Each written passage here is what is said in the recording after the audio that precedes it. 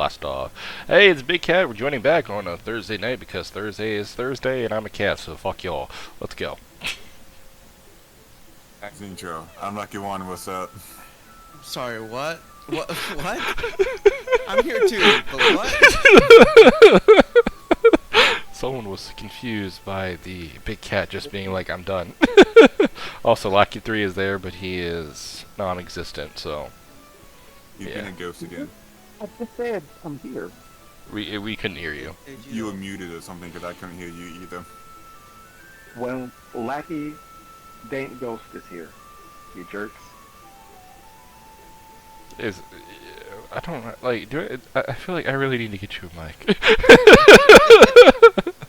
Anyway, I'm a little bit lost at this first part because I'm not really sure where exactly I'm supposed to go. Oh, why are you about to get disconnected? Eh? Well, he did. I mean, wasn't lying, was he? Apparently not, I guess. Anyway. You get?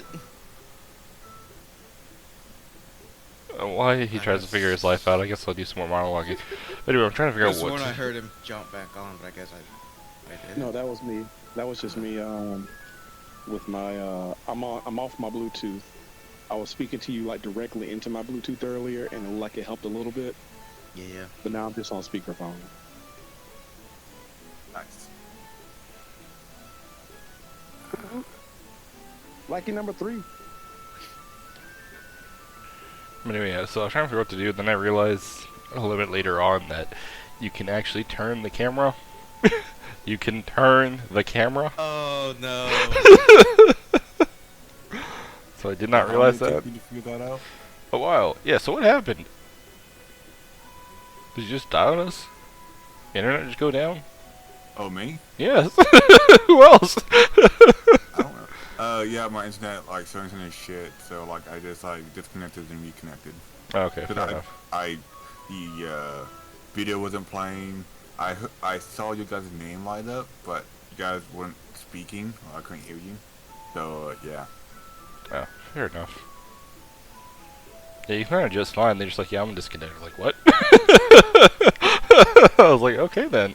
Left field attack. All right. Yeah, it's no. kind of hard to, like, have a conversation when I can't hear any of you guys, so.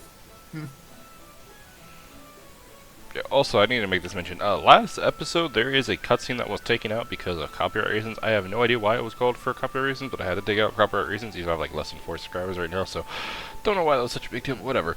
All it was the Emperor awakening, which is the reason why you just see him standing there and then start moving around. It was just him awakening. That's all it was cut out from it. So if you want to see that, just look up Emperor awakening to understand what was just happening between them. But basically, he arose from his dark slumber and then God knows what he was about to go do. Apparently, I think it was for some music that was playing, but the problem was that music was still playing throughout the rest of the track, so I don't know why. Yeah. Like, I don't understand it. Okay, I'm not questioning it anymore. I'm just YouTube like, being YouTube. you're not wrong. I wonder what happens when you start copyright striking, like, YouTube's, like, main channel. A paradox, 0 divided by 0 on itself, so everything explodes. That's good. I love chaos. It's common for people pretty much to just like troll strikes against big content creators. I hate the word content creators, but Hey, why? it's just to fuck people over. No. Why do you hate the word content creator? I agree with what you're saying. Okay, yeah. Because if you're a musician and you're creating a song, you're a musician creating a song. It's not content. Content is a way of minimizing the artistic input into something in order to lessen the value of what's being made. You're not an artist. You're making content. You really like. Not honestly, you're really a grammar Nazi. That's what I meant to say. That's not grammar. It's just it's a way of seeing things. Yeah, it's a It's a label thing. I have to agree with Mo on this one. Yeah.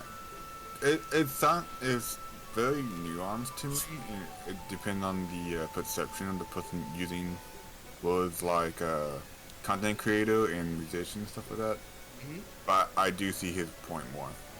I mean, I guess see where you guys are coming from, but at the same time, when you're on YouTube, you're creating content for people to watch. That's what you're doing. Yeah, you're creating music for people to hear.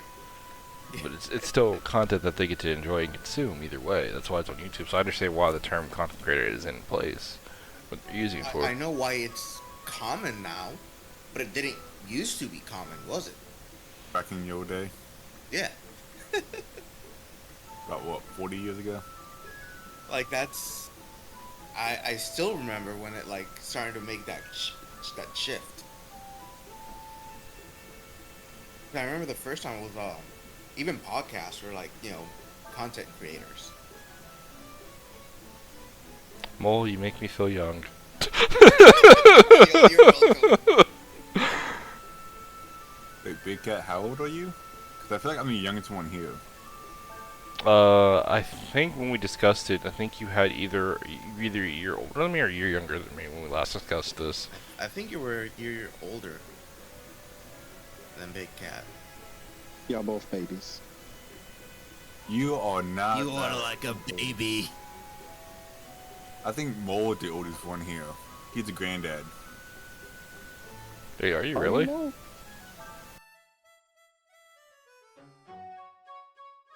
I'll have to cut that out because that's a private info.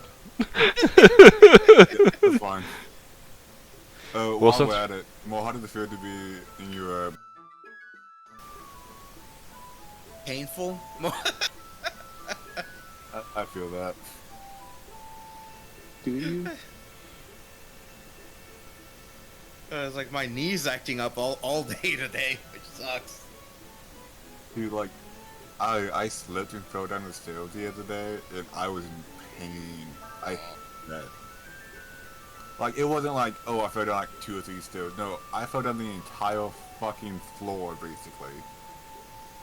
Like, the second step, I started falling down. See, so I have sleep medication I have to take, and so I'm starting to take it regularly. But today or yesterday, though, I ended up sleeping like on and off for at least 16 hours, and I still felt tired, even going through it. After sleeping that much, I'm just like, how, 16 hours. Powerful sleep meds. You're telling me.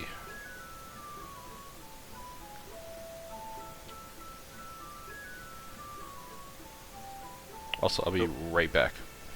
Alright, cool. Alright, you two. What's the longest time you guys been without sleep?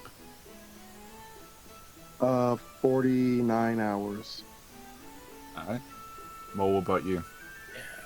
Days, but I can't remember how many days. It's around the time where I was using coffee grounds as dip. Ah. Yeah. I remember getting my car, one of my buying a purchase vehicle, but I was on night shift and literally working that, like, being up, working that shift, getting off, having to do that whole process. Yeah. and like by the time I got done, I think I ate something and then I went right back to work. Oh, that sounds like fun. Oh, it's great. Yeah, I think my longest time was about 5.5 days, which is miserable. Don't do it. Mine was for a school project. Mine I've was done all nighter before. Wait, what's up, Dank? He doesn't Okay. remember what his was for. Yeah, I've done Claymation. all nighter before. Hey, claymation for me. Oh, claymation. I am so sorry. That Yes. is the boring, tedious thing that makes you so tired just looking at it. What? It was miserable. Claymation is amazing. I don't know what any of you are talking about. I love doing I'm that. talking about doing it. I done it before. I've done it multiple times. Well, actually, kind of Yeah. multiple times. It was more in high school though. I didn't do it for college because college is college. But I did it for college, and it was miserable. Big Cat, when's the longest you've been without sleep? Like how long? longest month without sleep. I don't know actually. What I said most probably maybe 2 days. But even then, it's kind of questionable because I like to nap a lot. That's like my favorite pastime. If I'm not reading, drawing, or writing, it's napping. So I Naps are amazing. Yes. Literally like a panacea. Yeah, but I think it may have been 2 days, and that was just because I was speedrunning, or not speedrunning, but just playing through Kingdom Hearts 2, just non-stop, like start to finish, even beating Sephiroth 2. Don't ask why, but it was just like I was in high school, and I wanted to do it over the weekend, so I did it because I could, and I did. I think that was one time, but other than that, no. I'll usually stay up maybe one night without a doubt, but 2 is usually pushing it. I don't think I've ever done past 3. So for me, it's like if I don't have to, man, I want to do it. So I did mine. So I did mine like 5.5 days. And I did mine just because like it was spring break or at least summer break, one of those two. That's the worst time to do it. And no, the reason why I did because I wanted to see how long I stay up. Just try. I'm with Big Cat. Naps are amazing, Oh, they are. so that ain't gonna happen. Yeah, I'm never staying up that late ever again. But also, like, sleep is a meh thing at this point. Like, it's great, but I can walk fine without it for like a day or two. Also, this little mini game, you have to pay this informant dude to like basically give you information on what to do, who to talk to, and stuff like that. So you have to like give him food and stuff like that. And it's like a weird game where you have to make sure you don't fill him up, but also get his happiness to max. So you have to be careful about that. But if you do it right, he like gives you stuff for it. Yeah. Really weird game. They have a lot of weird mini games in this the parts I played through.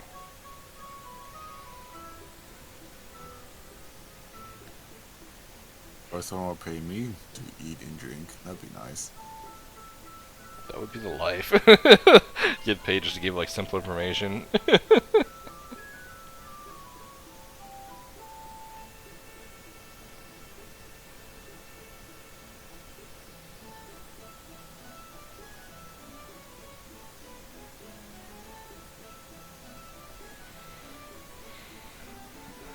But yeah, this oh yeah, Nina, I talked to her earlier. I don't know if you saw, you probably did, but yeah, she's still in here trying to figure out how to buy the certain things. And for some reason, as her shining white knight in armor, we are trying to figure out how to buy this stuff for her. Because, why not? Oh, the store. Yeah, there's a special store. We have to find out where it's at. We don't know where it's at, because they sell parts here, but we can't, technically access it, because the thing is, if I remember correctly, the Empire is preventing people from getting this item because of the ceasefire that they're in, so. Yeah, so you have to go this roundabout way of talking to this random dude and doing this random stuff.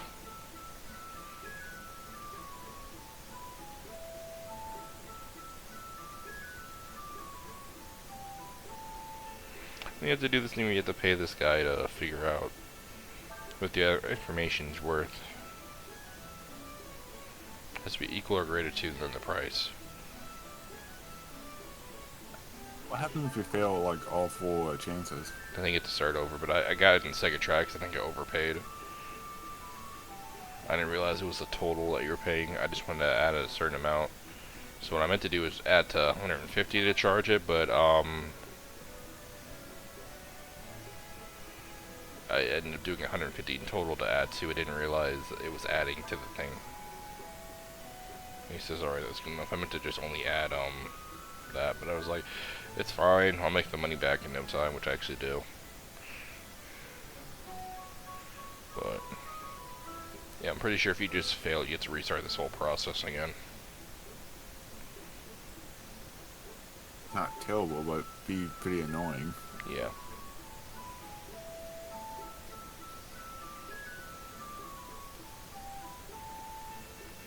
I will say this though, I like the cast they have in the story. Like even the side characters feel just cool. They feel nice to look at, and they feel like they're like in place and they're not just like random. I kind of like that about this game. The game has like a lot of good like characters and people that just randomly pop up and shit. Yeah, I do like the fact that an information broker is not like in the middle of a tavern, but instead like in the alley somewhere. I do like that.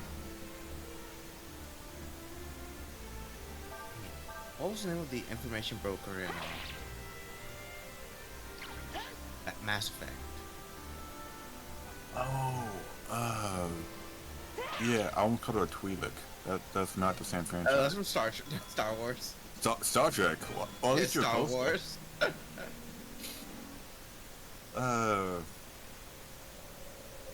I know you're talking about Mass Effect 2 or 1.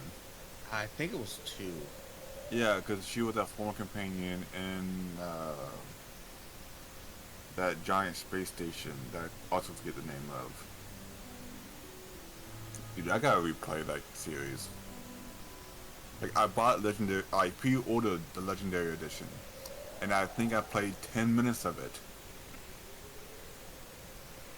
Oh, so this It is is honestly like a very good series, man. Oh, it absolutely is. oh, so this is that random merchant you have to go talk to.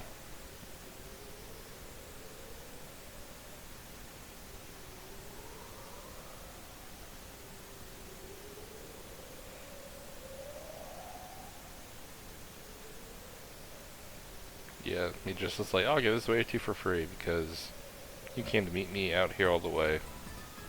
It's just really. That seems like a bad business practice for a black market dealer. I mean, they gotta make money somehow. I mean, not the black market dealers, but the merchants themselves. So I understand why, but it's kind of stupid, but I do understand why.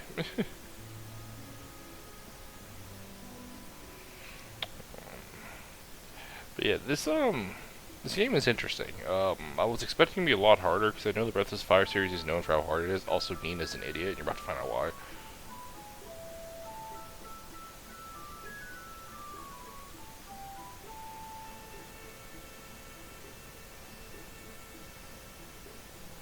Oh, why can't she get the information? Because she's just an idiot. That's fair. Yeah, she basically got robbed.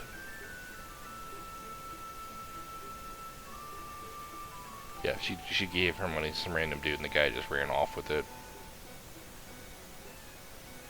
Because why wouldn't he? I mean, yeah. Why would she give her money to some random dude? That seems,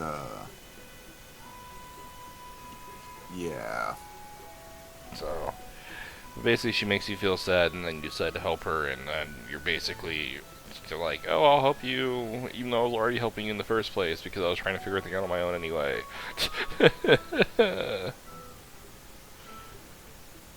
I'm pretty sure, though, if I had said that I didn't want to, separate from her, she probably wouldn't have gotten her money robbed. So I think you had the option to non-separate from her, maybe? I'm not sure. But, I don't know. It's first time playing through, so I don't know. If you know, write it in the comments if you know. Yeah. You can tell it's a very lazy David commentary. But basically we have to find out where the secret shop is now after we already have the password. Another thing to note, though, I kind of hate how this next part kind of plays out, because you don't see too much of them from the get-go, and they just randomly now start appearing. It's kind of stupid, if you ask me.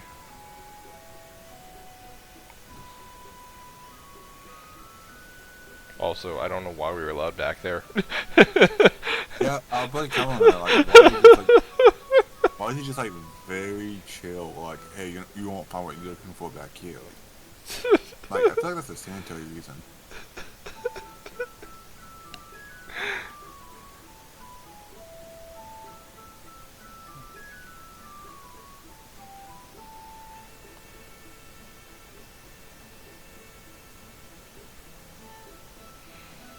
and this guy's going to tell you basically everything I just said earlier. Which, speaking of which, if we had a black market in the real world, like not like the black market we already do have, but like I'm talking about, say our world was a bit more fantasy and there were a black market, what do you think they would sell? What do you think would be illegal in a fantasy world? I think it depends on like what you can do though. I'm sure like certain magic items would be illegal, or certain crafting supplies. But I think Like I'm seeing like, depending on like the timeline in Dragon Age, like lyrium should be something you get from the black market. yeah, or you could probably get golems from the black market, like war machines, basically. Like they take like basically like especially iron golems, they take like no damage from like normal weapons because it's a giant hunk of iron. Cool. You have to basically use siege weapons against it. I guess like certain potions or probably Shale? swords, Yeah, too. shale. Also, also my Dragon bad. Age. 1 second. My bad. It's not this part. We have to come back here after we go get the parts. It's the when we come back here part. That's why I don't like it plays out. But continue. Sorry about that. I had to make that mention. It's all good. I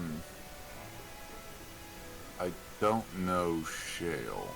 From the first Dragon Age. I was about to call him Karn but that's the dude from Magic the Gathering.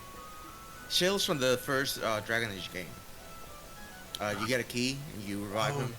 Yeah. When you said corn, I thought you were talking about from Fire Emblem Fates corn. I was like, what? No, you see a different one too. I was like, I was thinking of the band. I don't even listen to Korn. They're decent, man. They're pretty good. also, I get stuck here also, and you're gonna see why.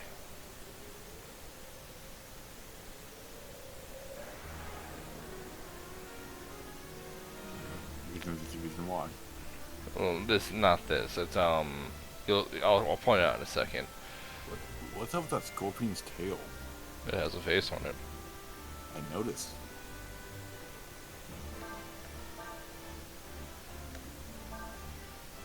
What do you think will be in a fancy black market? Big Cat? I mean, I'm kind of with you guys. It depends, but if I had to like be generic, I would think things have to deal with either like death or giving people like curses. Would probably end up being in like a black market. Because you would think, what the black market's for, all the kind of underside dark stuff that people won't get, like what would be on the deep web. So, put in that logic there, I would think you could go in the black market. You're like, I want this person to fall in love with me. I give you a love potion, or I want this person to die. They'll give you like, I don't know, death potion or like some voodoo doll or some shit. It's that just actually works. poison. Yeah, I want to like that's really just poison. It's magical poison, okay? That actually like makes a good point. Where, like you could sell death potions to like some like random like backwater schmuck or anything. Very gullible people. Yeah. This is why I'm like, yeah. Change your enemies with death. This is Just make it why. sound fancy, like you're writing a resume or something. This is why I have an instant little point. I wouldn't go there. But that's what honest stuff. So I would think. Normally if I think of black markets or anything like that, I'm thinking it's just underground shit that you shouldn't have access to, or you would have things that they shouldn't really need, or people technically shouldn't have, but they're gonna have anyway somehow. So that's my thoughts. Well, if you think about it, Scry would be very good in the black market, because they can get so much information. And information, like certain information can sell for a lot.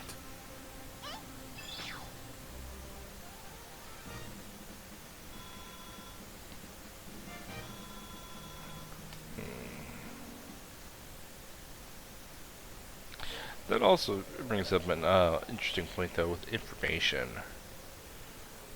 Technically, any information become good information as long as it's talked about properly. You see in some video games where like they give information, it's just like basically like the half-ass whereabouts. Like, I mean, you haven't played Persona 4, but Mole, you've played Persona 4, right? Yeah. Yeah. Yeah. You know, like in the basis of the story, where you basically have to go get information on people, right? But information is kind of just like stuff you kind of already know, in a sense, but you have to work for it. So, pretend like if Persona 4 put in a thing where you could like pay some guy for information, would you pay for it, or would you just go get the information yourself?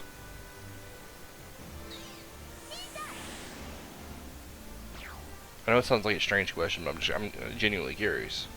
Saying you're assuming like you're talking about like Pretend you're in Persona 4 story, and for some reason you're you Narukami, except you're yourself basically. And I guess I don't know. I was on the Midnight Channel, now I'm gone, and Broke Mage is your helper, and two of you are tasked with trying to find my castle or whatever. yeah. So you can either go around asking for information because you need the proper information so Teddy can find where he needs to go, or you can just pay one guy and gives you all the information Teddy needs. Which one are you gonna go? I think it kind of depends on like how much money the information will cost and how easily you'll be able to find it. Also, how what the time limit is, because if we know like once once the fog rolls around, there you go. Yeah. Also, this is the area I got stuck at because you see the little wheel over there? You need to turn it. But you'll see why in a second. But that's the thing though, it's information. It's information, right? Information has a price to it. So how much would you be willing to pay in the first place for that information? How much is it necessary for you to save, I guess, me in that sense? Or do you think you'd find... Oh, I guess I'm gonna die a slow death. Well, bust out writing your will.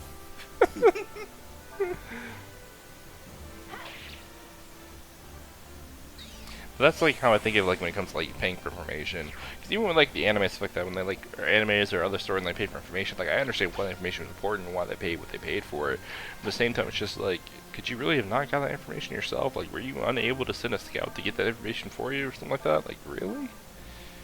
A Sometimes. lot of stuff involves like having somebody that knows the person and like breaking into an apartment to get that information and stuff like that. Yeah, but even then, still How with much like, legwork does it involve? And how much time does it cost? Because that could be a major thing as well. that is true. And see, the current thing is there's a perfect example of this in one of the games I'm playing, but I can't say it because that's a spoiler, and so I won't say it. But I'm trying to think of another game that does this, but like I can. Actually, no, fine. Kingdom Hearts does this. Chain of Memories. Axel technically is a spy within a spy. And that's what I'm wondering. Like when you write these stories, or people write stories and stuff like that, why is it so hard to actually put like their own spy in there? Why do you need to have a separate spy to hold the information? You know what I'm saying? Like I don't know.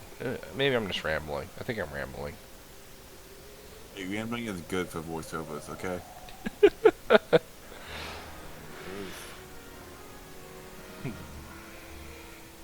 So you can, No, oh yeah. but I do see the purpose of it, because if they already have the information, then why not get it? Especially if you have the money for it. Speaking of which, And again, whether time is of the essence or not, which is one of the biggest things, really. Yeah. speaking of which, Mage, have you started playing Persona 4 yet? Bill have not. I've been very busy lately. Like, very busy. You should start playing it. I should like stream it and record it or something, but yeah. I mean, you can stream it if you want, but if you're not, definitely record and let me know. I'll definitely join in. I'm pretty sure Mole will too, because the game is actually pretty difficult if you don't know what you're doing. Also true. I mean, it's not as bad as 3 though, because 3 was randomly. That's what I say. Three slightly harder. Yeah, 3 was just randomly generated dungeons, and it was just like you could run into like the worst enemy and just die in 5 seconds. Like 3 was the definition of you need to save every 5 seconds. If you do not save, you will die. That sounds very boring. Oh, it's such a good game. It's really good. Story-wise, it's good too. A really good story. I will say this though. One thing that Persona does well is the characters. Oh yes, but except this. So, one thing, for Persona 4, you're gonna get a choice when it comes to one Arcana between band or drama. Always choose drama. Never choose band. And Mole knows exactly what I'm talking about. Yeah. I will be right back. If you choose band, I will not help you anymore. Damn. Hostile. I'm trying to send a message. I do not like the story. I really do not like the story that comes with band. That's all I'm gonna say. One time at band camp. That's such an old movie. No, it's just like the story that is with drama is actually really good because it's basically you have to make these arcana and they're called social links and you have to like build them up so like that and hang out with people and build a link up higher and stuff like that. And you get story times from here and there where they start talking to you about stuff that's going on in their life. The band story compared to the drama story, the band story is just self-esteem issues. The drama story is just like everything's gonna die, the world's ending, yeah, and it's actually really good. That's why I don't like the band story because the band story is just really stupid. Like, don't get me wrong, people suffer with what she was suffering, but it's just a really stupid story. Alright, choose band. Got it. I will hate you for the rest of my life, and so will Mole probably. Yeah, I was joking. Obviously. But I will probably forget by the time I we will remind start you. playing it. We will remind you. Okay. I'm counting on that. Man, you're really stuck here, aren't you? You'll see why in a moment, because at a certain moment I just give up and I look up what I have to do. And I see the funny thing is I was right there, didn't realize I had to just turn slightly, but basically you have to move that, and it moves the little rafting in front, so you can actually walk in between those areas like that. And it's pretty much impossible to know you have to really move that. Yeah, I was about to say, like, those aren't connected at all. Apparently they are through the sand, I don't know, but it's just... it's kind of hard to know.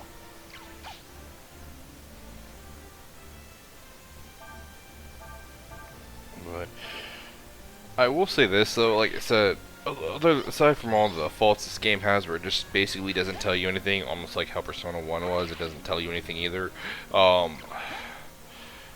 It still has a really beautiful cast, and the story so far has not disappointed. I mean, don't get me wrong, Nina's a dumbass. I will never stop calling her a dumbass, but she's a straight up dumbass. But I still do like the story because it feels like it's not forced. It's more just Nina's a dumbass, and you have to help her out. Yeah. You have the graphics in this game too. Yeah, especially for Draw PS. style? Yeah, for PS1, that's actually really good. For PS1, it's really freaking good. Except for, was it like, oh no, that PS2 had good, not PS1. The PS2 had some awesome graphics. The PS1 didn't have. I mean, PS1 had good graphics. It just wasn't as polished as the rest of the generations. But for this game to be on a PS1 and to be as polished as it is just amazing. Right, for the longest time, I thought this game was actually PS2 originally when I was thinking about doing a run on it and stuff like that, but didn't realize it was actually PS1. I was like, dang. Dude, this to me kind of looks like a DS game. That too. Like one of the high-end DS games, though, not like the low-end, one Yeah. of the higher ones. Yeah, a bit of high-end DS game. Alright, question for you. What's up? There was a thread up on Twitter. I want your opinion on that. Oh no. Oh yeah, We are in just, cancel thread territory. on Twitter just like immediately threw you off. We're in cancel territory. Let's go. I mean, I'm pretty sure. Don't get no. It's about art. Oh, okay. I mean, it's still cancel territory, but all right, let's go. Alright, there was a thread on Twitter basically saying that the strive toward the realistic graphics and different types of arts is boring and is pretty much useless in actual art. Would you agree with that, disagree with that, and why? Yes and no, because it depends. If you're talking about the strive toward realism and like just actual art and art case shown around the world, then I can agree with you that it's kind of useless on some aspects, only because you're only repainting the world in such a way that it's just reshowing what already can be seen. I mean, yes, it's pretty amazing that some people can do like hyper realistic, that's like really cool and stuff like that. But if you're thinking in towards like what art's supposed to be, which is this creative world and stuff like creative, just everything showing the beauty of the world, then I don't really see it as that. I mean, it can be, I'll say Ryu died, but you don't actually lose the game until Nina dies too. They both have to die, or all your teammates have to die, but you can actually revive them. But that's a side point. Anyway, but getting back on topic, the reason why I also say I disagree with that too is because realism, you can use it in ways that make things look amazing. Also, such as, to give an example, the Final Fantasy movie, Final Fantasy VII Event Children, had realistic looking characters while still keeping that anime aspect to them in a fantasy world, and it made for a beautifully spectacular movie that was beautifully animated and like really cool, had you on the edge of the seat. When you put realism like that with the fantasy elements too and make everything look realistic but still have that fantasy aspect to it, then that's just showing a whole new world that people could see that's just amazing and beautiful. So that's my answer. Alright, cool. I do agree with you for the most part on your answer. What did I say? I do think realism can help. I think it depends on like the person, but I do think realism can help certain people get into art, something like that. Well, Like, there is a appreciation for it, but I don't think that's the only way to do it, or it should be the end goal. You know, some people want like a lot of detail in the art. Other people want to find their own art style. It depends. so realism has some good qualities about it, because like if you understand realism, you can then make different styles come to light more. It's the reason why I gotta learn realism better anyway, because if I want to learn how to really properly make a manga drawing style, I need to understand how realism works first before I start trying to dive into line or anime.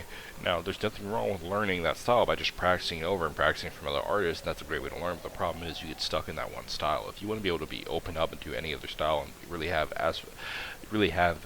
the ability to just jump into whatever style you want to and learn it and have multiple styles under your belt, you have to learn realism first, because realism becomes your actual first style of drawing. And from there you understand, then from there you can understand how to change the aspects. You already know how to draw it realistically, so now you're just trying to make what you can draw realistically into a different version or cartoony or some type of just change aspect to it. And is he going Super Saiyan? He's just going, I mean, it's honestly somewhere to that. I forgot I did this in this episode, but basically, Ryu is, I think, a dragonborn, like partial. He was like born of a dragon, part human, part dragon. So he can, Yeah, that's right. yeah, he's the same as the Emperor dude. The Emperor does this also once, where he transforms into like a dragonborn beast thing. So, yeah. Yeah. Keep in mind, YouTube. I have no degrees in art or anything. I suck at it, but I do think realism is definitely very good at. It's very good at beginning art where you don't have a style. You currently have. You currently using. Well, art is to look at the world a different way, but since you don't have that perception yet, you can't. You don't have really any way to make it appear on paper besides what you see in front of you. No, So no, definitely, but even then, it's just one of those things where it's just art's just such a weird thing. There are people who like never learn to draw properly. Like for an example, you know the JoJo's series. You know about that, right? yeah, JoJo's Bizarre Adventure. Yeah, the author for that, the original mangaka drawer, whatever, he did not know how to draw properly, and so he started just trying to learn his own way and basically create his own style, and that style ended up in the Louvre, I think is what it's called. It's one of the French museums of art. His style ended up in a French museum of art. Did somebody say a JoJo reference? Yes, I was making a reference based on aspects of art and art alone. But it ended up in the museum of art because of how beautiful it was, and that's astonishing for a manga style to end up in an actual art museum that holds like things such as the Mona Lisa. To give you an example of how special that museum is. So Yeah, it's definitely one of the things where like, he couldn't find his own. Well, I don't know the pronouns or whatever, but like they couldn't find their own. They couldn't draw quote unquote properly, so they developed their own style to fit like their own what it's supposed to be. Kind of interesting. yeah, to quote my professor, pretty much anyone can become an artist. It just takes time and practice. Yeah, I'm sure like I can, but I don't have the attention span for it. So yeah.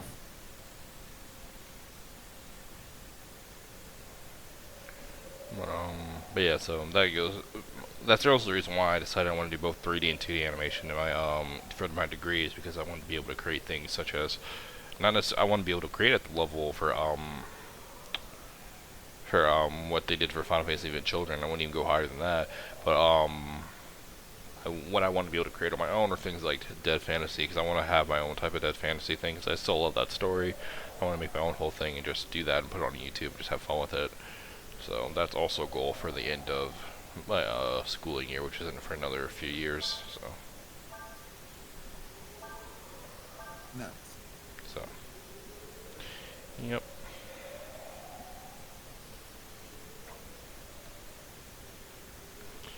I forget exactly when I figure out what to do. I know it's soon though. Kind of like damn, like this is like me playing Elden Ring. Goodness gracious. It's soon. It is soon. Trust me, it's soon. I figure out. I'm not completely stupid for the rest of my life. I figure out soon what to do.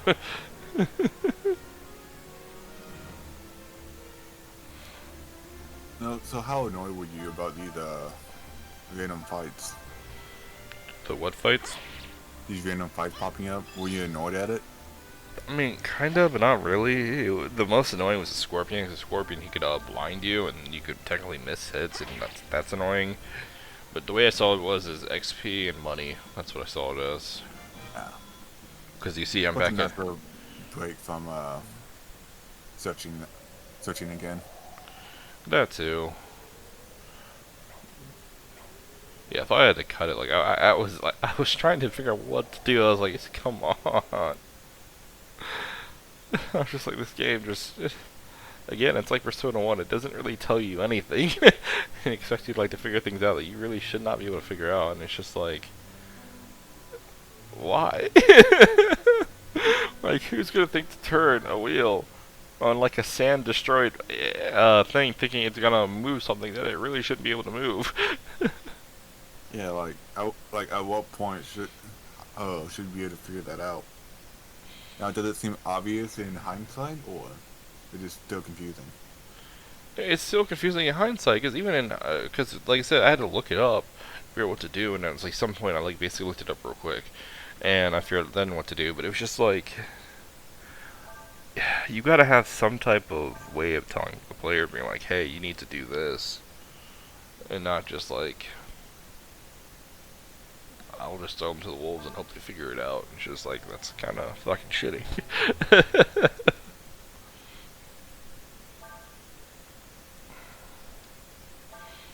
Yeah, so I saw a memory card and it brought me back to like The old days. early 2000s. The old days, you had to actually buy an actual memory card. It couldn't just be a USB or SD card. Nope, it had to be a memory card. Each memory card had like a very limited amount of space. Oh, I hated that, especially the GameCube too. The GameCube, like the base you get, I think was like 1,000 blocks, and that seems like a lot, but it really wasn't. Look, when I talk about memory cards, imagine having a memory card for just a regular SD card, but you couldn't go over, I think it was 4 gigabytes or like 8 gigabytes before it's considered a high capacity, and it wasn't readable in certain devices. You talking about 3DSs?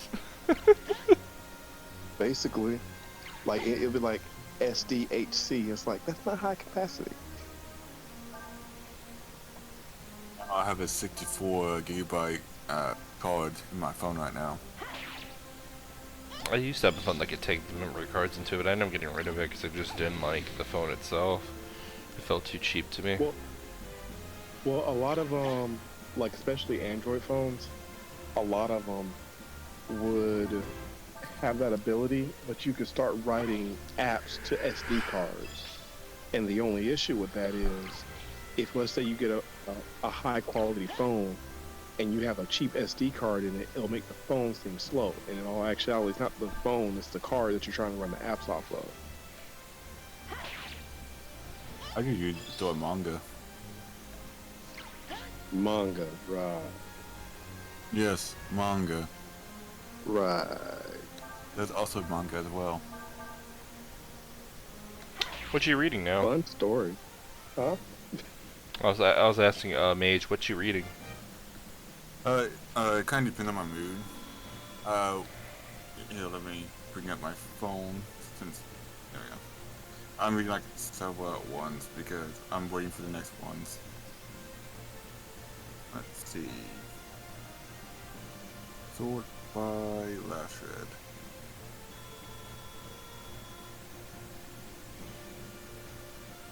Beginning After the End, The Lone Necromancer, Kingdom of the Queen, Dungeon House, Arcane Sniper, like really good shit. Right now, for me, I'm mainly reading Moonlight Lit Fantasy. What's it called? Reborn as reincarnated as a slime. Because that the manga's actually not bad. And then pretty much just Shield Hero, the only thing I'm really reading right now. Because all the other ones that are like specialized randomly come out, and I don't understand when they decide to come out. It's just kind of random. But like for an example, I'm waiting on them to re-release or start because it got put on hiatus. XX Holic Ray. I'm waiting for that to continue because I love. Oh yeah. Also, I finally realized you can just move that, which is when I was just like, why is this a thing? But XX Holic, I love that series, and then I need to read Tsubasa Chronicles. Because I read it before, but I haven't. I need to reread it because I forgot what happens in that series, and it ties in with XX Holic. So. Never read XX Holic. Is it good? XX Holic is good if you like. It's a mix of mystery with like fantasy, but it's like fantasy that's controlled by realism while still being mysterious. Interesting. So I remember it was on Netflix like over 10 years ago. So I have not watched Netflix. I need to watch the anime. I need to really watch it, and I want to watch it because I want to see how much the anime changes from the actual series. But XX Holic, if you have not read it, I highly recommend just giving it a try because you might like it. The series is definitely very unique.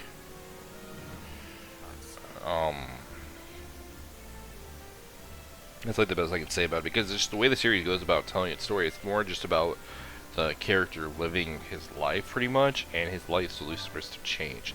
And I love anime and manga that do that, where it's just like you're showing the character and everything's getting introduced to him, and he has to make his decisions. And every decision he makes, especially when they do it right, it becomes something that's just like, I do this because I am who I am. And when you have a character that feels that way, oh man. There is a manga that I think that you may like. Where is it? Regresso Instruction Manual.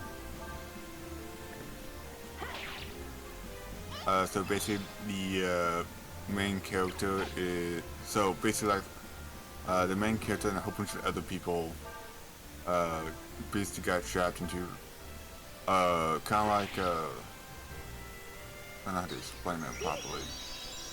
They got summoned to a world full of monsters, and they have to survive and get stronger. They're each given a class. Like they don't get a choice. They are given a class and stats. The protagonist, his stats are very weak. So he has to like, the only thing he can do is basically like, inspection or whatever, where you can like see other people's stats. So he has to like use his head and use the people around him to get what he wants. Very good, in my opinion. sounds that you're gonna have to send me the name of it properly, because I'm pretty sure I misspelled it when I was trying to look it up. So yeah, just send me the name of it over chat, and I'll take a look at it on my own time. But it sounds actually interesting. I think I might like it a lot. Good. Yeah. I wonder if we should probably like start a text channel for anime and manga recommendations. We should, and that's a lot of work to talk about right now. That's a mole thing, not me or you. So Mole, I love and believe in you! would you please? Actually, where is he? Is he even back yet? I don't think so. Okay, well, fair enough. We'll watch this, I hope. At least I think you will. I wonder if I can make a text channel. Do you have the powers of hope? Probably not, but I can find out.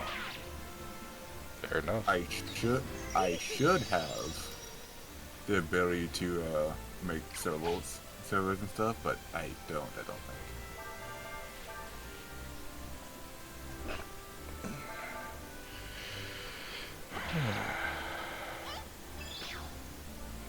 I kind of wish we were more of a fantasy world where we actually had like magic and stuff like that, and less reliance on technology. Like, don't get me wrong, technology's cool and all, and there's a lot of sort of stuff you can do with it, and it's nice having the fingertips of the world at your, or the world at the fingertips of your hand. But at the same time, it's just one of those things where I feel like it would just be so much cool if we had like the ability to like fly on our own, things like that, use magic, stuff like that, just be people.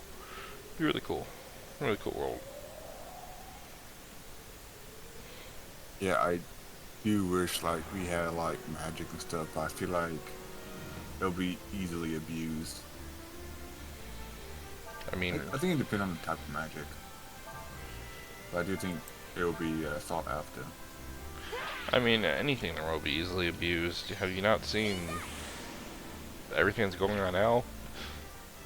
That's true. Everything's abused in one way, shape, or form. There's no getting around that. The only difference is being back then would be a bit harder to like control the masses. Even though they'll find a way, it would just be a bit harder to do so.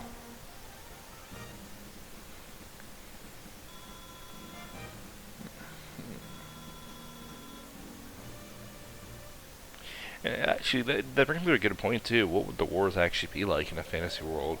So you have the less technology, but you also have magic, which basically magic is honestly just technology in its own way, just in a different form. So, would it be more destructive or less destructive than the wars we have now? I think it depends on like the type of magic that develops. Because like if it's Skyrim's magic, then honestly, no, it won't be nearly that destructive. Because Skyrim's magic sucks. What you're saying is even with Skyrim magic, you have to worry about so for instance, a lot of stuff is amplified by potions.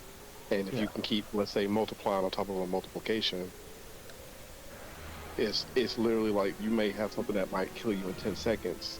Take 10 potions and not kill you instantly.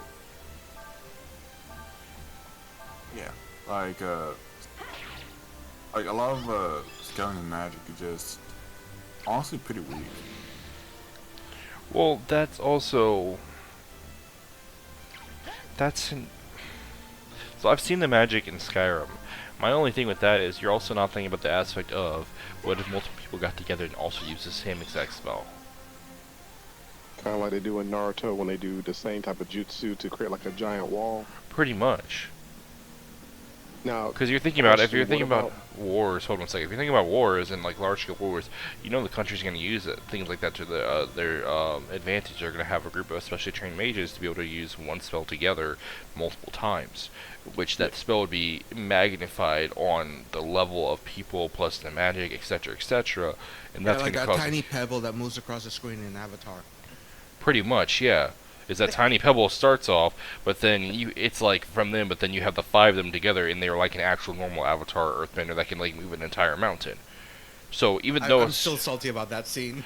we're not going to talk about that, it's just used a reference. But even though Skyrim's magic's like that tiny pebble, when you have 5 people together, or give or take 30, 40 people using that same exact one tiny pebble spell together, that pebble is going to become a mountain. And now damage will ensue. Yeah. So then the question becomes, how dangerous would it be at that point compared to wars we have now? Well, if you let's say it takes 30 people to do that, it takes like what 4 people to pilot a tank, and it takes what 1 maybe 2 people to drive an F-15. That's It's true. It takes 8 people to fly a B-52. That's true. So, and a atomic bomb is probably a lot more damaging than a spell, even if you have like 100 people casting it. Yes and no. Well, what the atomic bomb could do by itself is scarily damaging, but when you have, again, like some multiple mages casting a small spell, but then they start repeated casting it like it's machine guns basically, and it's all that big giant spell because they're all casting it together repeatedly. Again, an atomic bomb's still going to outdo it in damage-wise, like what it does in a surface area, though, but then you have many mountains just going all over the place. I think that's also just as damagingly such damning, too, from just a set of mages. And again, we're thinking about war, so 100 mages is nothing. That's nothing. You could probably have, like, battalions of, like, 1,000 mages, maybe even 10,000 mages. How common is the study of magic in this area? Well, it also just depends how much magic is available to everyone. If magic is just available to everyone, like in normal worlds like that, then that's a scary ass thing to think about. Yeah, if magic is a skill, that could be quite dangerous. And on top of that, usually the harder it is to learn something, the stronger it becomes. Or stronger it actually is in the end. So, that also is another question. And then you gotta think about geniuses, like, I don't know, like a genius mage realizes and learns a way to make magic his own bitch, basically, and uses it in a way that he shouldn't be able to use it, and then teaches it all the mages in that country how to use it that way. Then you have that to deal with, because now they're cutting it in half, so now 50 people can do the same as 100 people, so now you put 100 together, and now it's magnified even then. So, I don't know. Like, that's a really interesting question to think about. See, you solve that problem by dropping a hydrogen bomb on them. Problem solved. Well, no, see, that's the thing. We're not doing science versus magic. We're just saying compare. Yeah, I know. I was like, Yeah. making a joke. Yeah, no, I get you, but also this game is stupid. Yeah, there's a dog there for some reason. You know, so the dog is telling you where to basically dig, but you have to remember everywhere it barked, and then Why is dig this a there memory game? because you're trying to find the sand parts. But you can only dig so many times before your shovel just blows up of itself. Yes, Shitty shovel. and you have to pay for the shovel too, and the dog to do the sniffing.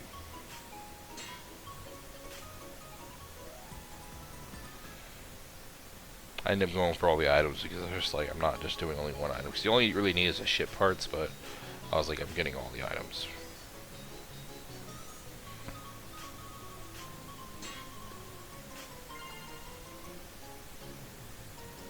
What if it was like magic, kind of like in Breath of the Wild, where you have magic and technology kind of meet each other? Like magic artifacts? Well, using magical abilities through artifacts. Like, think about like any, like, let's think about some of the links. So you like couldn't use wands. Magic. Yeah, So like wands, basically. like not necessarily like Harry Potter, where everybody had access to magic, but the relics themselves had abilities that you can use, or enchanted stuff. You know what I mean? Yeah. Because you can enchant a bullet to do, let's say, fire damage, for instance. But the bullet itself would do damage, but you could have like resistance to physical attacks. So let's say a bullet shot you versus, you know, doing what bullets usually do. It's like a scratch, but it might have an attribute on it like fire damage or electric damage.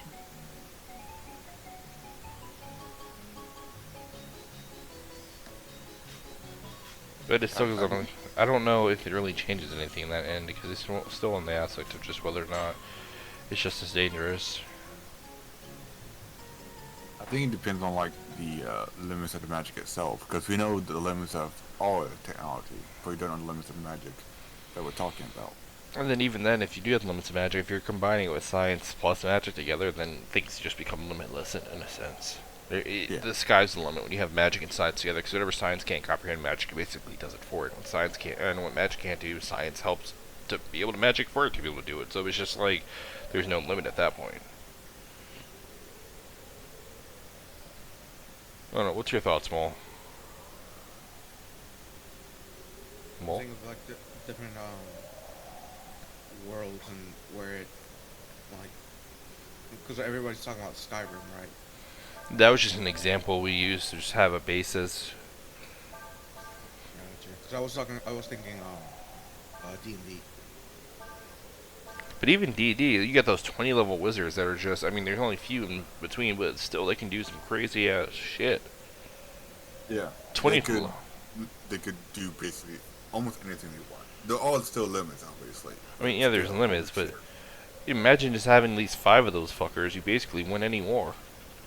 There's also gods. Yeah. There's not 2, but I really don't know. I can't definitely say one size versus. Don't get me wrong. When it comes to like how quickly damage can be put out, technically speaking, the current time we have easily wins with the point you brought up earlier, mage with the atomic bomb, without a doubt, or hydrogen bombs too. But at the same time, now you're bringing D&D mages into it. It's just like some of these. I'm pretty sure. Can't you stop time as a D&D mage? I want to say it's an ability to stop time. I believe that's definitely a thing the wish spell could do. I think there are a few other spells that can do that. Yeah, things like that. It's just like, fuck. Oh, I believe just before, like, let's say you're level 20 wizard and I'm doing the Bosa thing just for shiggles. Let's say a atomic bomb comes up on you. You can cast Banish. I think a third level spell. You get it at like level 5. You can cast Banish on yourself. You'll be transported to a different plane of existence for roughly a minute, and then you can get teleported back. I mean, you still get hit by radiation, though. Yeah, radiation, the fact that underneath you is full of glass and lava. Yeah. I guess you could also just teleport yourself away. Or Technically, just, make that disappear. I was gonna say, can't you like banish or teleport the bomb itself? Yeah, you can. Unless it's from a different world or plane of existence, But in this it will come back within a minute. What if your life was ruled by dice? I mean, technically, our Well, lives you have are. the lucky feet. I mean, technically, our lives are. Depends on our luck, you know. Just sometimes we get that nat 20, and everything just goes perfectly for no apparent reason. Yeah, see, I was replaying Elden Ring. I was fighting a boss. Like I rolled like a nat 20, basically, like 99% of the way there, and then I rolled a 1 at the very end, and then I instantly died from full health. Also, this is what I was talking about. I don't like how this part plays out. I do not like how this part plays out at all. This part is kind of stupid to me, and if we have time, we'll talk about it afterwards.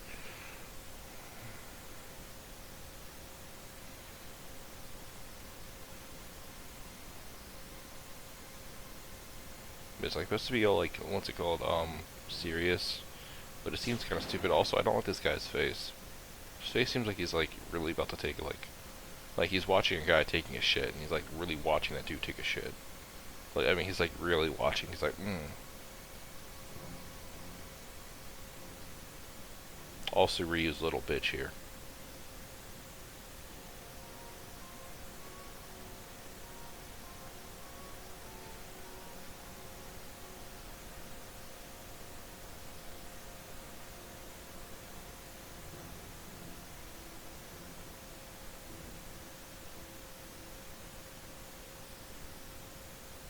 That line reminds me of my grandma, who said the Civil War wasn't over. Technically, no war is really over until it's not a treaty, but a surrender is put into place. Whenever you do a ceasefire, that war is not over. It's just on a temporal waiting ground until things start back up. People like to use ceasefire. I always think ceasefire is really interesting when people use it in stories. They did it in SMT Apocalypse. And that was actually a pretty interesting aspect when they did that too. Also, you find out Nina has a sister, and she apparently is looking for her sister or some shit. I don't know. I don't really go into what she did, but she does have a sister. And this is why I say Ryu's a little bitch. Because you have to fight this thing alone.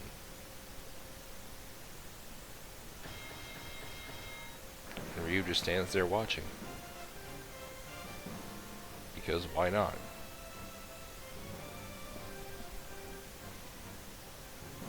But luckily, I healed up because I had an inkling that there was going to be a boss fight for some reason. I didn't know what it was going to be, but I just had an inkling that there was going to be a boss fight. So what do? I just spam magic. I shit you not. This entire boss fight, I just spam magic. Can't even tell what how much health it had either. Because it's a boss. They can't tell you how much HP a boss has. That's cheating. Oh, we gotta tell Fun Solve that. Please don't.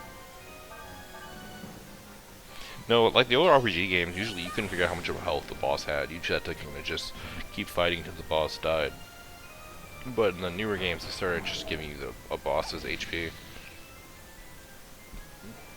Which I'm not gonna lie, I kind of like that old aspect where you don't know how much HP the boss has. You just have to keep fighting it until it dies. I like that. There's this mod for 7 days that gets rid of like the clock you always have on the top of the screen in your HUD. So when Horde Night happens, you're getting like swarmed by zombies. You don't know how long the horde's lasting. You could be like almost done, halfway done. You don't know. Also, yeah, Nina just one-shotted that boss by herself. Well, not one-shotted, but defeated the boss by herself. That's not a one shot. It's like 4 different moves. No, this is the same move though. She kept just spamming until it died.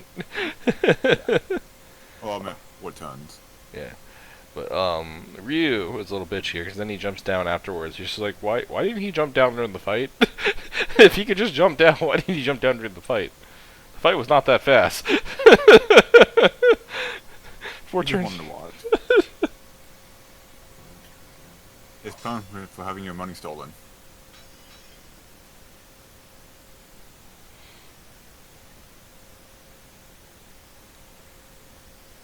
Damn, that's a big dough. Pretty much.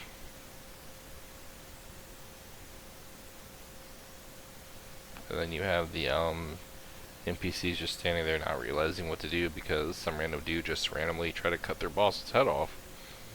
I mean, to be fair, I would have joined in if my boss was an asshole like that too. Look, grab his arms. Alright, now try this time.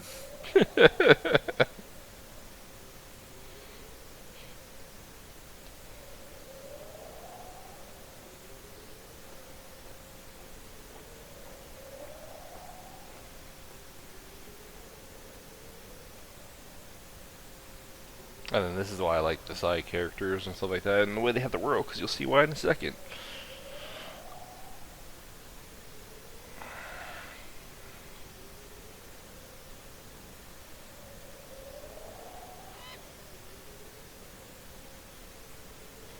That same guy who got shot in the face and somehow did not die comes back to help you. Which kind of makes sense, because if I was a merchant and I just got shot in the face for not telling some answers, I'm going to help the people that they're trying to capture, just to spite them. Nice. Exactly what I'm going to do. I mean, that's something I do, just like, the enemy of my enemy is my friend, you know? Pretty much.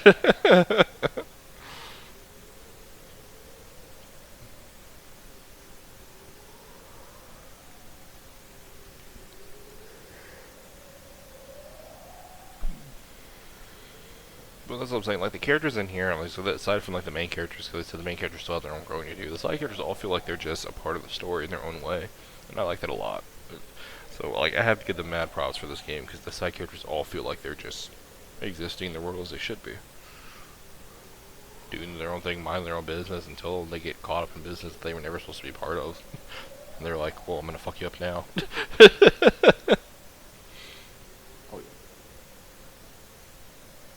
So how far are you into this game?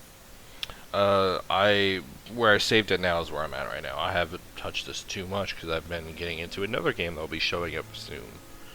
So,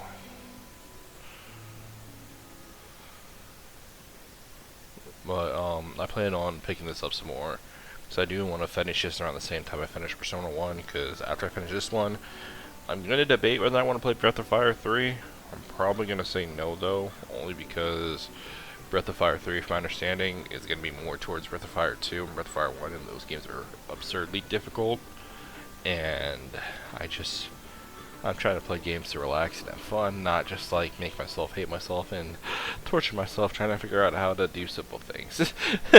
So what you're saying is you can do a Magikarp only challenge run? I will try that run and fail probably epically after you try a randomizer and defeat the Elite Four on a randomizer run of either Emerald or Fire Red. So when you say Magikarp only, you're saying that you can't evolve them into like Nope. they can't. Oh, okay, there we go. I mean, funny enough, there's like a strat with the Pokemon, I think Diamond or is it Pokemon Platinum? It's one of the two of those where you can go and throw a rod or throw a fishing line into one of these lakes, and you're able to catch a Magikarp that can range from like 10 to like 95 in levels. And you can just straight Any Pokemon in general? No, just Magikarp. Only Magikarp. You can go from level 10 to 95, and you can just No, you just throw any Pokemon into the lake? No. It's a fishing rod. You fish for a Pokemon. You fish for a Oh. Magikarp. So you just fish for a Magikarp, and it can be anywhere from level 10 to like 95, and you can just have a level 95 Magikarp and just raise it a level in my because mind, here I it thought is. you like put a Pokemon like on a fishing rod as bait. Oh hell no. I mean, that'd be pretty funny. That would have been hilarious. That sounds like a Pal War thing, Pokemon, or that Pal World, which that's a game that's coming out. I might actually try and get that and stream it too, because it seems like it'd be fun. I don't know if you heard about Pal World, but Pal World is basically Pokemon, but actually dark, and you can actually do a lot of dark things in that game, so it seems like it'd be a lot of fun. That ain't my type of game. No, also, Mo. What's it I called? can't- Pal World, P-A-L World. Gotcha. All right, go ahead. You need to make a text channel. There's like anime and manga recommendations because I cannot make it. Okay. Cool. And you should also give me admin access so I can actually do things in this thing. To. Okay. That way I can like, since I'm on Discord a lot. Yeah.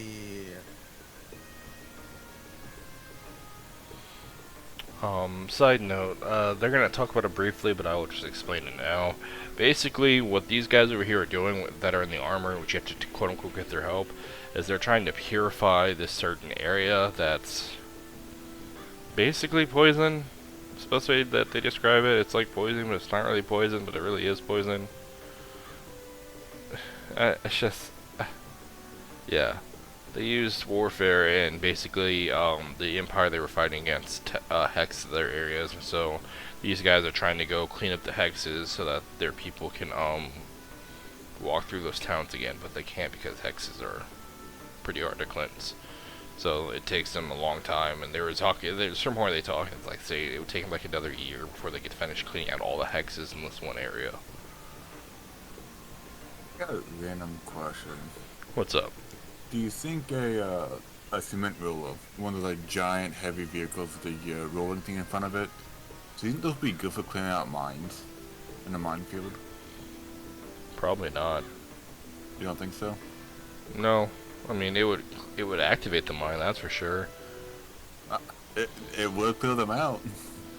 But it depends on how durable it would be. I feel like the mines would still blow up damage into it and destroy it over time eventually. Probably like maybe 1 to 2 areas, and that thing might just be dead. Before we repair the fourth. Yeah, but s- just came on fire a certain amount of time before like they start breaking it without repairs as well. but that's the case though. How much money is worth putting into just one way of clearing, other than trying to do it the proper way in the first place, I guess. Or, I don't know, it's a weird way of phrasing it. The whole thing I'm getting at though is that what if it becomes irreparable damage? Because you're talking about explosions. Here. I honestly like how minefields are actually clean. Are they cleaned? I don't think they really are. I don't think so either. The fuck. Mine plows use a specially designed shovel to unearth mines, then shove them to the side, clearing a path. Okay, that's not clearing them, that's moving them. Okay. Almost 164,000 anti-personnel mines were cleared globally. Okay. So they do clear mines. Ooh, that's bright.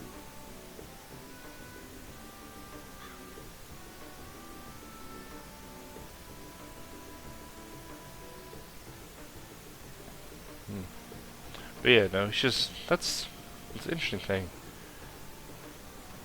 I mean, if there was a way to clear mines, then minefields really wouldn't be that good in the first place. Yeah. It's probably like very slow.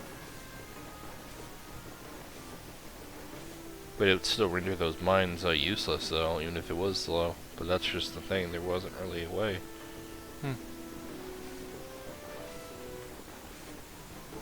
That is food for thought, I guess. Huh.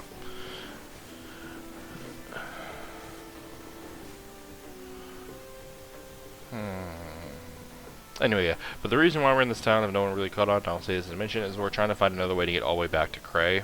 That's the reason why, because Nina's like, I need to get back to him to show him the parts, to show him that we can do anything. So we can keep going where we're supposed to go. I don't know where Nina and Cray were supposed to be doing, what they were supposed to be doing in the first place, but we're just trying to get back to them, and that's probably where the story will pick up from there. But right now we're trying to find someone who's willing to take us, well, not yet, in a second we're trying to, we'll find someone who's willing to take us, through the Hexed area. Because you cannot go alone. If you go alone without armor, you'll die instantly, and if you go with armor, the armor will only take a certain amount of time, so you need someone to guide you. You don't want to like stay scum and go in blind? Huh? You don't want to stay scum and then go in blind? No, you literally just can't go. If you go without guidance, you will die automatically. Like, the game's really clear about you will die if you don't have anyone guiding you. Also, if you go there without protection, you'll automatically die anyway.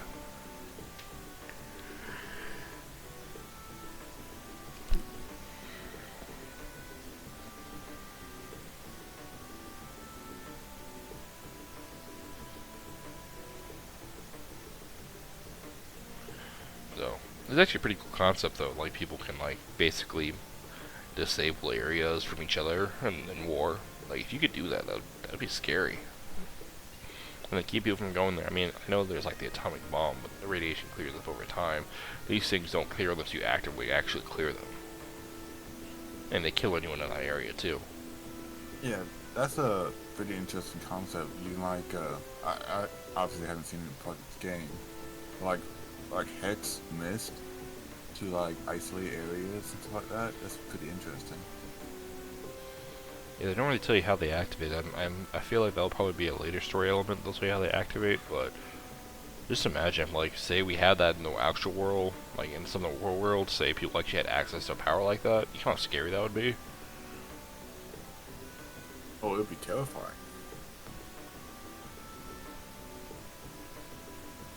Yeah, but now we're talking to people and they're just like, no, I can't do that. It's too dangerous. No. I mean, to be fair, would you want to go into Hex Mist? Oh, hell no.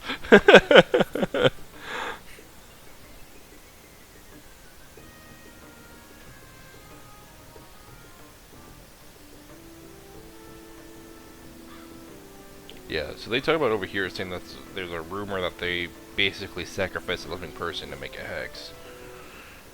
Again, it's just a rumor, so I'm not how true it is, but if that is true, that kind of explains why they're so powerful.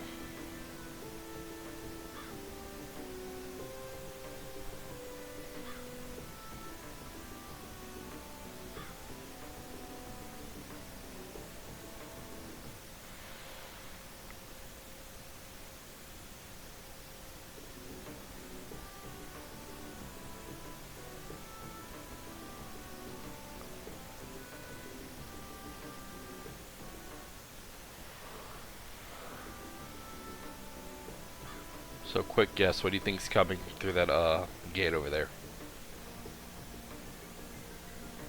Guess. Giant dragon. Mole.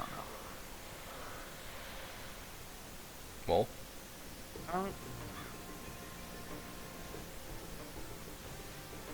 Take a guess. Take your best guess. Giant lizard. And the whole 1 cent more from Price is Right. Yep. I guess that makes sense. The lizard's close to a dragon. But you are both wrong. It is our third party member. Hank Weems? He's coming to that gate? I mean, that's pretty close by now.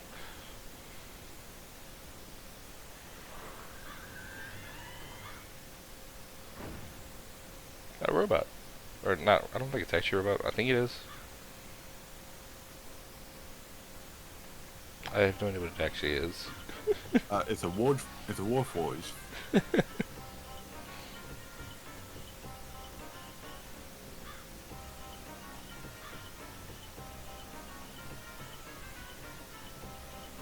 I like how she doesn't give a shit, like, yeah, whatever.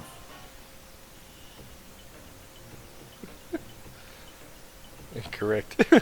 Urshan is not odd. Urshan is saving. She will be the guy. Basically, Urshan decides they're just gonna she's gonna guide you because she can. I don't know why she wants to guide you.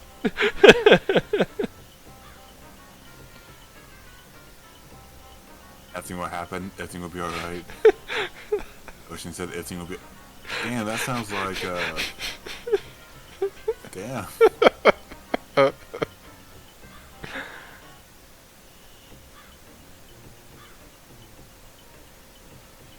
Yeah, this character kind of caught me off guard, and I kind of loved it. Person just used a fear tactic. Like, make the fates feel you. Like, it will be alright because I say it's gonna be alright. He didn't. Don't thank me. Thank Urshan. It's just like, what? But yeah, no, so Urshan is our third party member, and they are the ones technically supposed to be guiding us through this fog. I did not go through this fog because it is pretty long of a video already, because I can play for a long time, but not that long, okay? I'm a cat, I need to sleep. But this just gives you a look of how the area actually looks, and I'm assuming the bottom of that is actually technically what the hex actually supposed to be. So, take that what you will. Take that with what you will. But anyway, this episode is ending in about 50 seconds, and we're going to end it slightly early because it's just me going back to find out what the save point's at. So, Big Cat is signing the fuck out. Signed out, Lucky baby. One also signing the fuck out. Lucky 2 signing out. And Ghost is ghosting, so I will sign Ghost out for him. Ghost signs out. Alright, peace y'all. See you next time. Peace.